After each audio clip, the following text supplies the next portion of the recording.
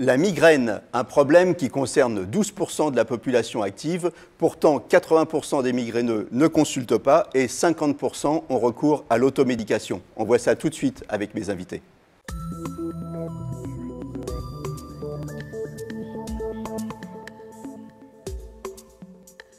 Alors avec moi sur le plateau, le docteur Caroline Ross. Vous êtes neurologue au centre des urgences céphalées à l'hôpital Lariboisière. Et Johanna, vous êtes membre de l'association La Voix des migraineux, qui a un site internet, hein, c'est www.lavoixdesmigraineux.fr. Hein, c'est ça. Alors vous, Johanna, vous avez des migraines. Hein. Vous avez 26 ans aujourd'hui et vous souffrez... Pardon? 29 ans. 29, je vous ai rajeuni parce que vous paraissez plus jeune, c'est pour ça. Hein, voyez. Vous avez 29 ans aujourd'hui et vous souffrez de migraine depuis 2016. J'avais confondu entre le 9 et le 6. C'est ça. Comment c'est arrivé ça?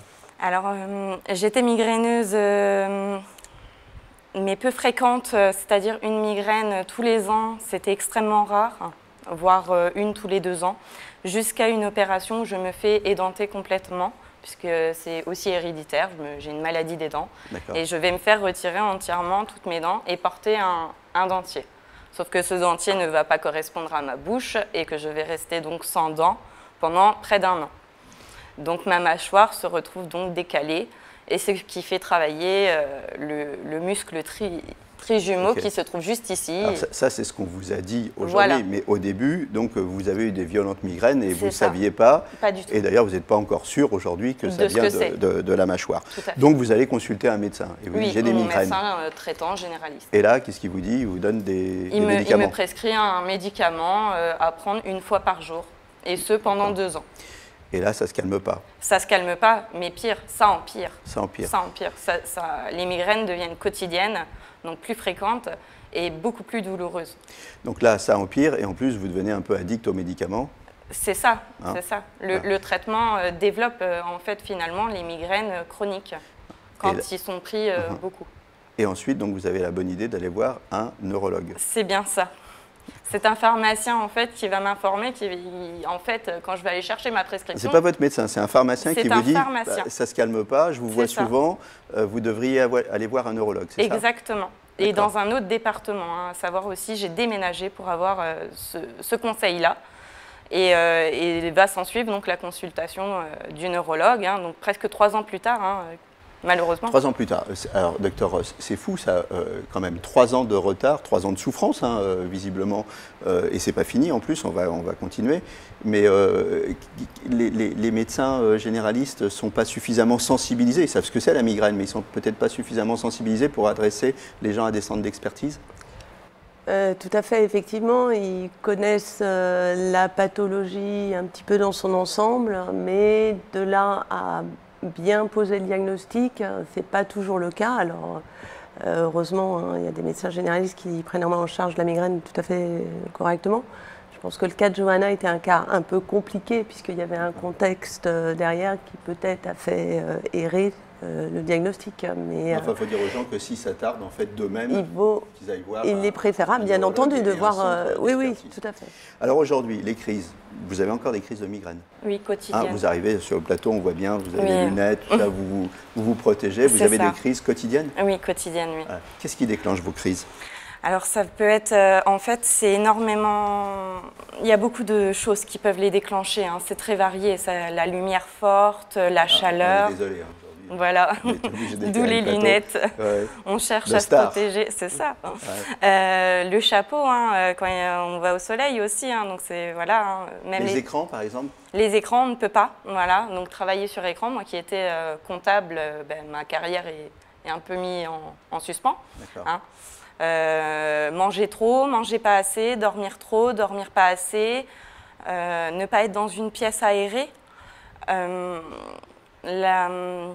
Donc en fait, toutes les variations en fait, par rapport à un confort, enfin à un équilibre, c'est toutes les variations qui déclenchent ça. Oui, ce qu'on appelle les changements d'état, effectivement. Donc, moi, variations, je ne suis pas médecin. Que ce soit émotionnel, climatique, alimentaire.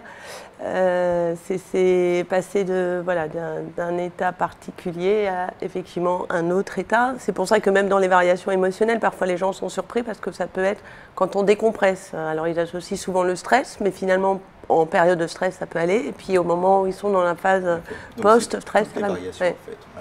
Et alors, la migraine, comment c'est vécu au niveau professionnel? Bon, c'est handicapant parce que vous posez des jours d'arrêt. Il faut rappeler que la migraine, c'est environ 18 millions de jours d'arrêt de travail dans l'année. Mais est-ce que les gens comprennent toujours bien la migraine? On vous dit pas, bah, t'as qu'à prendre un cachet, ça va se passer? Non, c'est pas ça? C'est un peu ça, hein, mais au-delà de ça, un exemple, c'est que je n'arrive plus à garder un emploi en fait.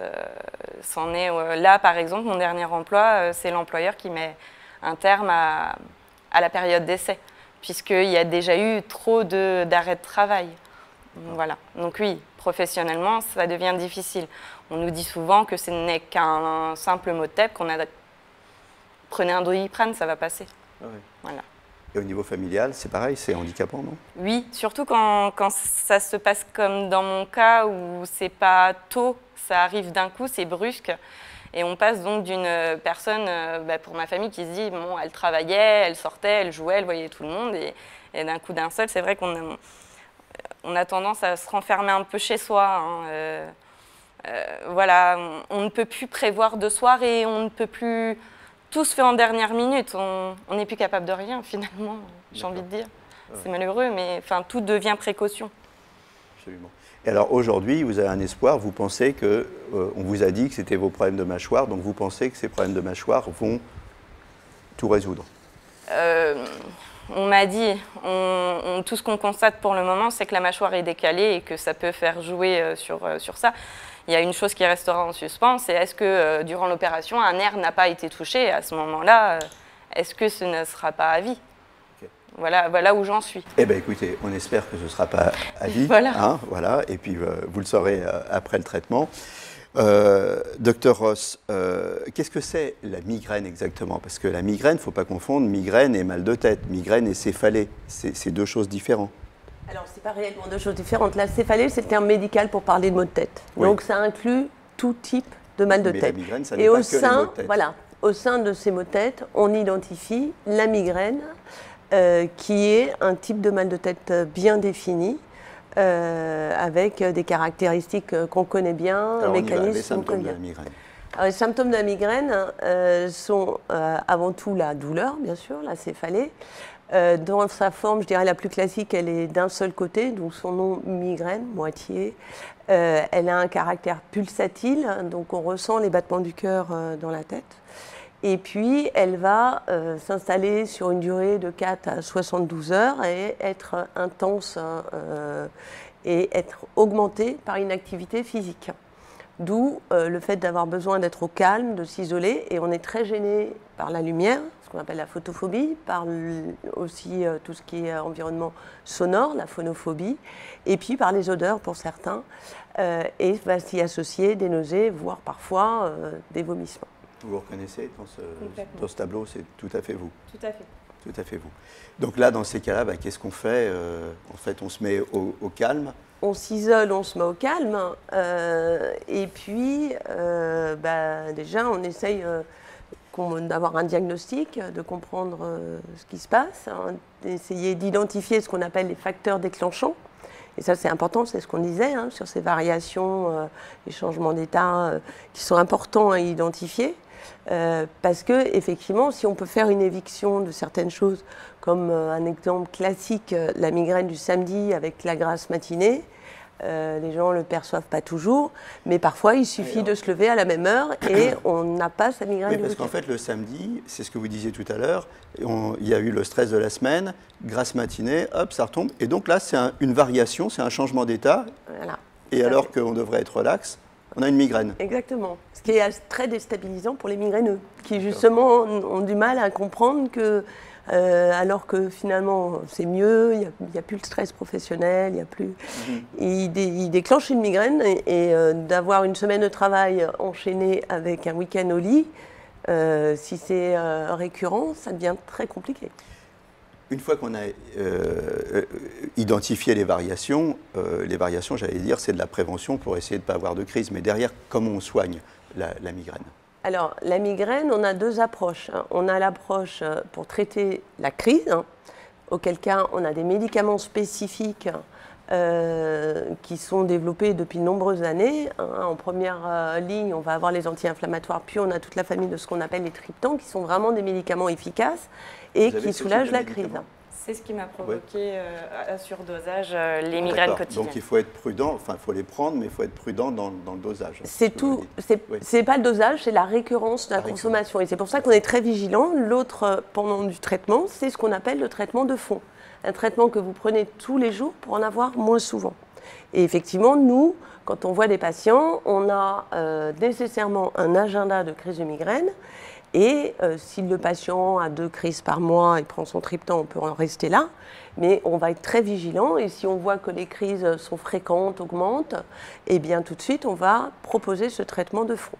Alors là, les crises, elles sont fréquentes. Vous, c'est tous les jours, hein, c'est ça, quasiment. Hein, oui, parce que là, c'est rentré dans ce qu'on appelle la problématique et qu'on connaît bien justement de cette céphalée par abus médicamenteux qui peut être, quelle que soit la molécule qu'on prend, c'est-à-dire ça peut être avec un simple paracétamol comme avec un triptan, et qui est souvent malheureusement la problématique quand les médecins ne proposent pas le traitement de fond. Donc là, ça va passer en premier par une phase de sevrage pour diminuer les doses, et puis après éventuellement d'identifier les causes mécaniques, puisqu'on lui a dit qu'il y avait des causes mécaniques. C'est une maladie plutôt des femmes, je crois qu'il y a 3 fois plus de femmes que d'hommes qui ont des migraines, c'est vrai ou pas? Alors oui, tout à fait. C'est ce que ma femme me dit. Chez l'adulte, effectivement, on a 2 tiers de femmes, oui. Ce qui n'est pas le cas avant la puberté. Parce que l'enfant peut souffrir de migraine. Oui, il y a 5 à 10% d'enfants qui souffrent de migraine. C'est un peu méconnu aussi, parce que chez l'enfant, c'est des migraines qui sont de durée plus courte, plutôt fortes, avec beaucoup de nausées et vomissements, mais une fois qu'il est rétabli, il est en pleine forme. Est-ce qu'un enfant qui souffre de migraine est particulièrement à surveiller parce qu'il souffrira de migraine plus tard? Pas nécessairement. Pas nécessairement. Heureusement pour lui. D'accord.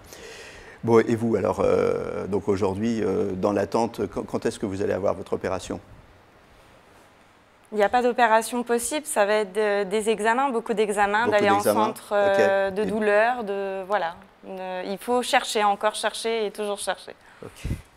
Bah écoutez, à force de chercher, j'espère qu'on va trouver. Je vous remercie à toutes les deux d'être passées sur le plateau de l'émission. Ça passerait très vite. J'espère que vous en avez appris un petit peu plus sur la migraine. Docteur Caroline Roche, je rappelle que vous êtes neurologue au centre des urgences céphalées à l'hôpital Lariboisière et qu'il ne faut pas hésiter à aller voir des neurologues quand on a des maux de tête ou des migraines qui viennent à répétition. Merci Johanna d'être venue témoigner. Je rappelle le site de l'association www.lavoixdesmigraineux.fr. À très bientôt et d'ici là, portez-vous bien.